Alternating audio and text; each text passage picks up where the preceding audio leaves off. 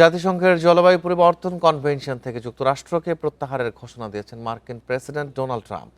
বুধবার জারি করা এক প্রেসিডেন্সিয়াল মেমোরেন্ডামে ট্রাম্প এই আদেশ দিয়ে বলেন, বৈশ্বিক জলবায়ু চুক্তি যুক্তরাষ্ট্রের স্বার্থের পরিপন্থী।